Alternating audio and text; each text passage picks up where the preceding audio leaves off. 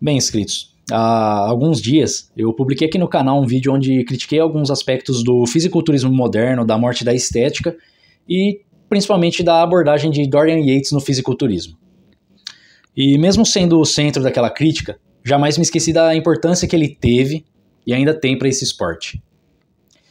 Hoje a ideia não é apontar erros ou acertos, mas contar a história completa de um homem que cresceu sem pai, viveu às margens da sociedade e se tornou o fisiculturista mais temido da sua geração.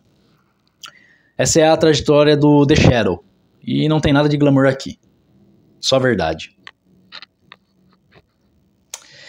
Dorian Andrew Menzies Yates nasceu em 19 de abril de 1962, na pequena cidade de Hurley, região central da Inglaterra.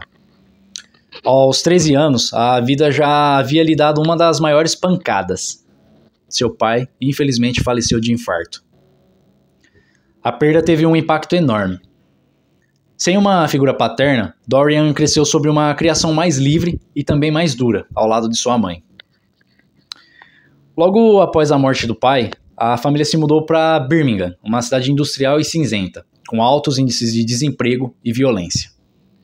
Era o cenário ideal para perder o rumo, e foi quase isso que aconteceu.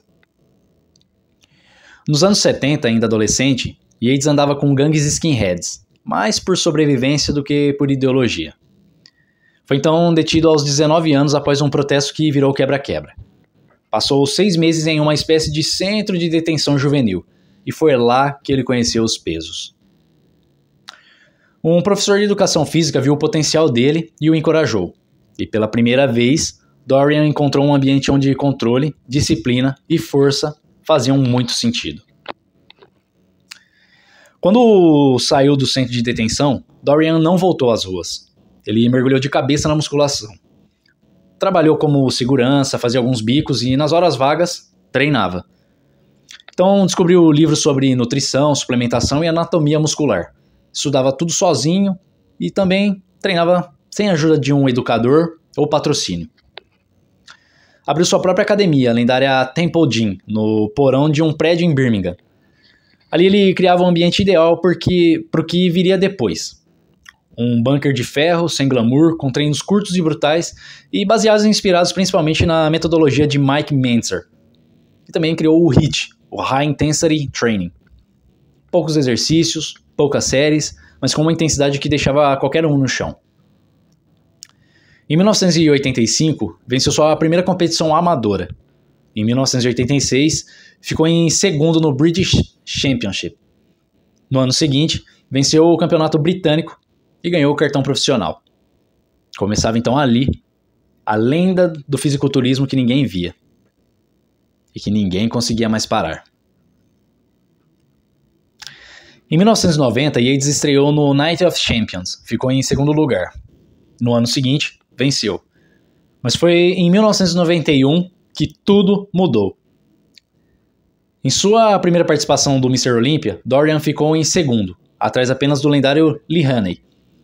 Um ano depois, com Haney aposentado, Yates dominaria o palco.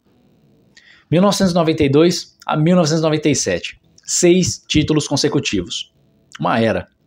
Mas não foi só pela vitória, foi pelo tipo de físico que ele apresentou. Dorian trouxe uma densidade muscular que o mundo nunca tinha visto.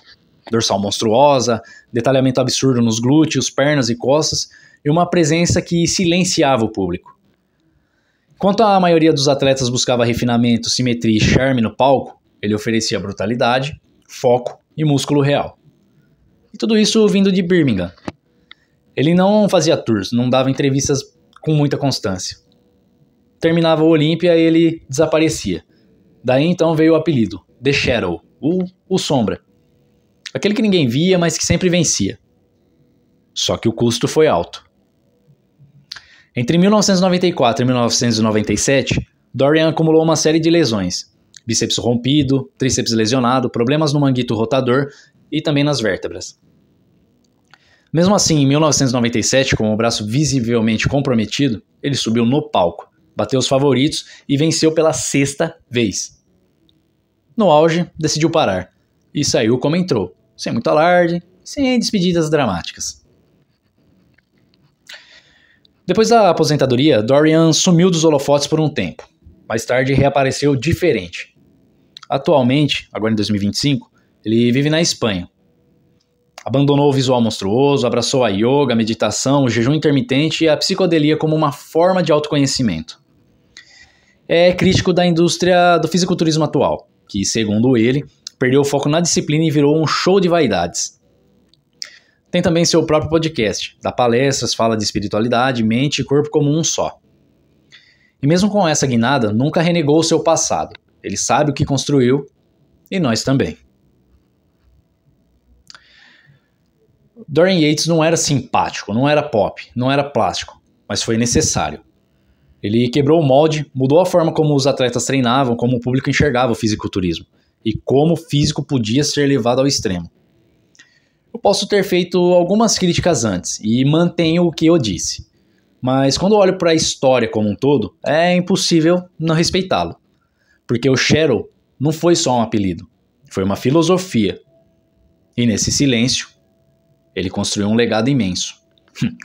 Literalmente.